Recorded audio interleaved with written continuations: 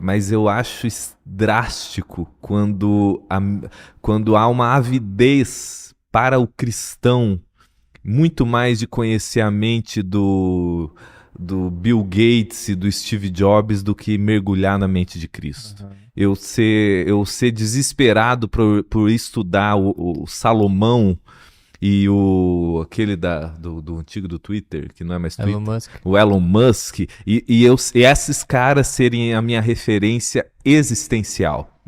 Porque, como você bem colocou, se eu tenho a compreensão de que o reino é ali, em Cristo, por causa dele, nele, por meio dele, o reino estava começando por meio dele e nele, esse domínio de Deus sendo exercido, a minha referência de reinar está nele. Como que ele reinou? Servindo.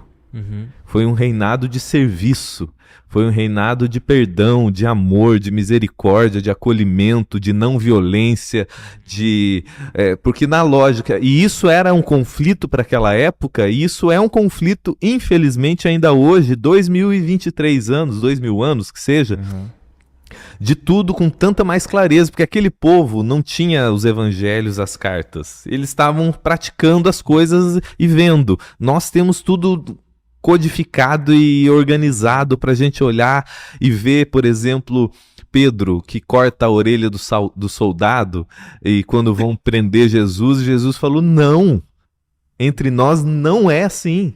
Você não acha que... E eu acho incrível que a fala de Jesus você acha que eu não tenho poder de dar uma ordem e legiões de anjos virem aqui resolver isso tudo? Mas a maneira de Deus reinar em nós, através de nós, encarnada ali, não é nessa lógica da bomba, da explosão, da espada, da violência, do ódio pelo ódio, mas ele repreende o discípulo e cura aquele que o prenderia.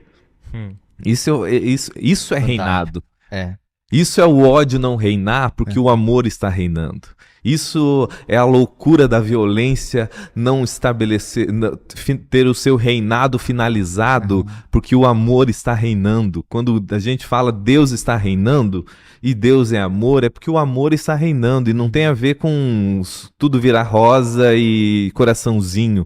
É um ambiente de justiça, paz e alegria e numa prática de serviço, de amor. E Jesus fala assim, quando os discípulos começam a falar quem que vai ser o maior, a gente pode pedir quem que vai ficar onde, essa afã inseguro da alma humana de status, de reconhecimento quantificável, e que permanece na nossa alma até hoje. Jesus falou, não cabe a vocês isso, mas entenda, o maior entre vocês é quem serve.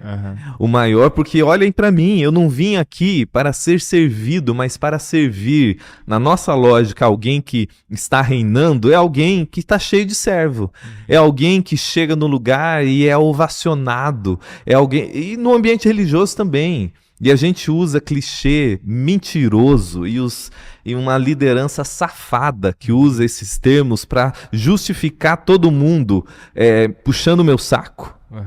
Todo mundo fazendo tudo que eu quero porque afinal eu mereço mais honra.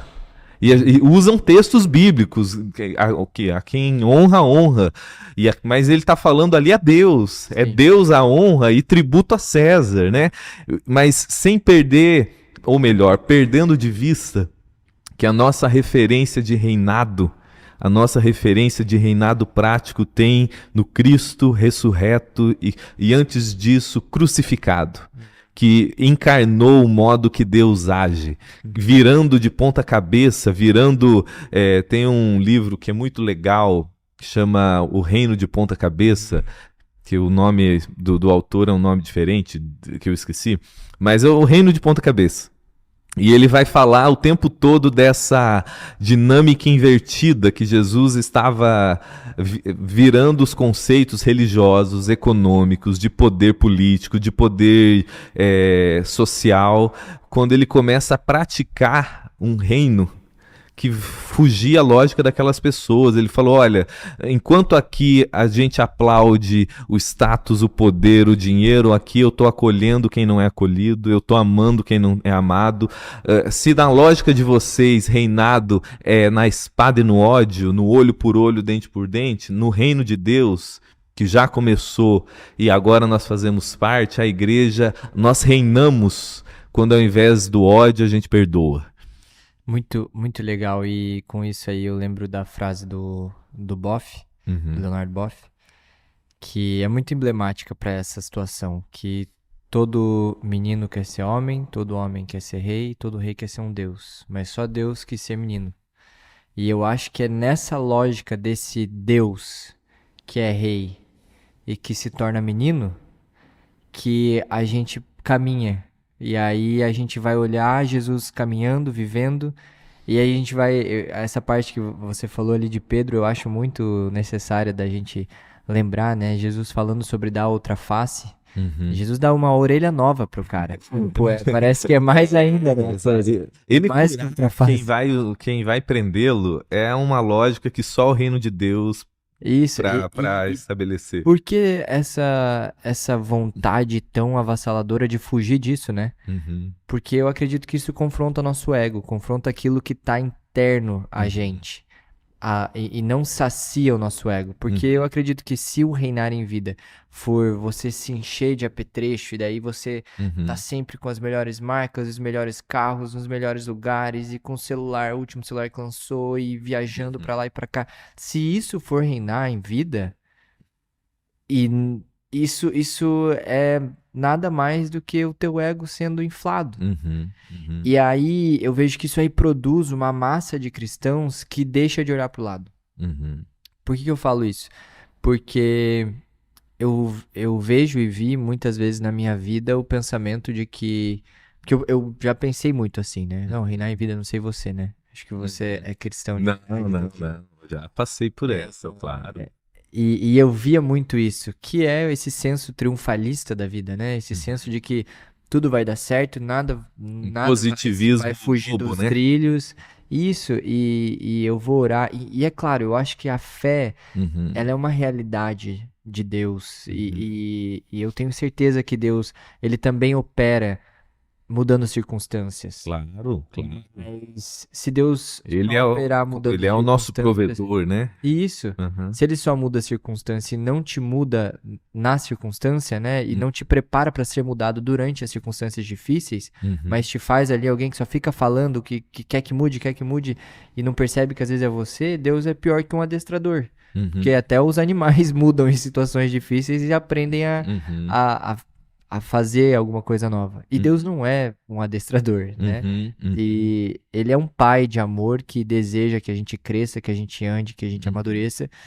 E eu falo tudo isso porque eu penso que a gente acha que todo mundo é igual, no sentido de ter os mesmos privilégios, estar no mesmo lugar, partir da mesma linha. E eu vejo que parece que a gente começa a ficar burro. Não sei se você já teve essa impressão. O Paulo, ele chega ao ponto de falar de uma cegueira. De uma cegueira psicológica, espiritual, cognitiva, onde você enxerga o que é óbvio e não percebe. Tanto que Jesus vai falar, aqueles que têm ouvidos, que ouçam, aqueles que têm olhos, que vejam, porque eu posso ter olho e ter ouvido e não estar ouvindo e nem estar enxergando, né? Porque eu acho isso muito forte na lógica apostólica e na prática de Jesus ali, da igreja primitiva, porque uma vez eu ouvi isso de uma pessoa que eu conversava, atendia terapeuticamente, que ela ouviu um seminário meu sobre Filipenses e ela disse assim, isso para mim é a compreensão de que isso é o evangelho. Aí ela me disse uma das coisas que mais me encorajaram até hoje. Ela falou, porque o que você disse faz sentido aqui no Brasil, nos Estados Unidos e na África. quando a mensagem supostamente do evangelho do reinar em vida só faz sentido no Ocidente, nos Estados Unidos, no Brasil emergente, mas não faz um menor sentido na África, no Afeganistão, em pessoas que estão debaixo de bomba, de fome e que não estão, que a grande ambição dele não é trocar de carro a cada ano, viver, tem que ter o iPhone novo.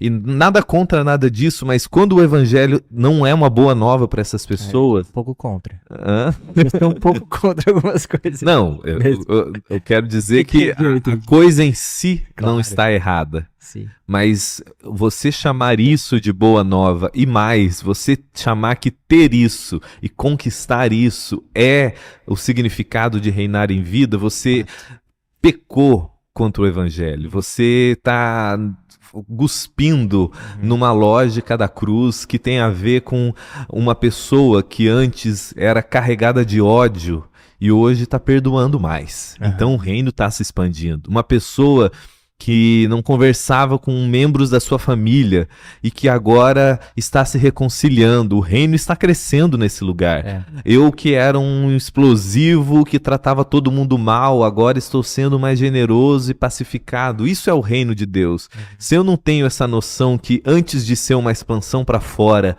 é uma expansão para dentro, é uma expansão de consciência, é uma metanoia da mente de Cristo sendo formada em mim, expandindo-se através de mim para que a igreja seja para esse mundo o que Jesus foi para aqueles dias em Israel, para que o cristão entenda que o reinar em vida é ele viver a radicalidade do serviço em amor sacrificial em favor do outro e não em benefício próprio.